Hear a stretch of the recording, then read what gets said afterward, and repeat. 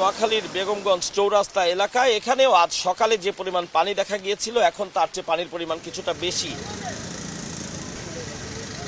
গতকালকে নোয়াখালী যে অঞ্চলগুলোতে পানির পরিমাণ কম ছিল আজ সকাল থেকে হঠাৎ করে সেই অঞ্চলগুলোতে পানি বাড়তে থাকে। এমনকি অনেক অঞ্চলে গত রাতের থেকেই পানি ঢুকতে শুরু করেছে বলে অভিযোগ করেন নোয়াখালী এলাকার অনেকেই।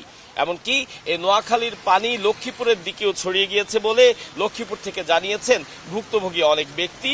তারা আশঙ্কা করছেন তাদেরকে দ্রুত আশ্রয় কেন্দ্রে না নিয়ে গেলে বা এখনই যদি তারা আশ্রয় কেন্দ্রে যেতে না পারেন তাহলে বন্যায় দুর্গত হিসাবে আটকা পড়বেন তারাও। এ অবস্থায় দ্রুত সেখানকার দিকে নজর দেওয়ার জন্য প্রশাসনের প্রতি বিশেষ অনুরোধ জানিয়েছেন তারা।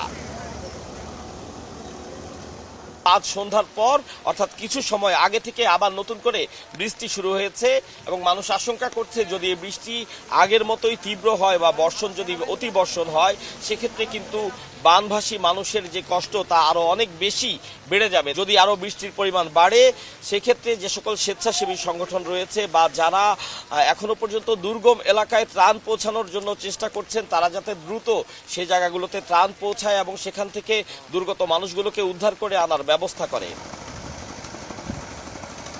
ফেনী থেকে দাগনভূঞা হয়ে নোয়াখালীর দিকে এমনকি লক্ষ্মীপুরের দিকেও যে পানির চাপ সৃষ্টি হয়েছে তার প্রেক্ষিতে নোয়াখালীর বেগমগঞ্জ চৌরাস্তার এই জায়গাটিতে পানির পরিমাণ বেড়েছে।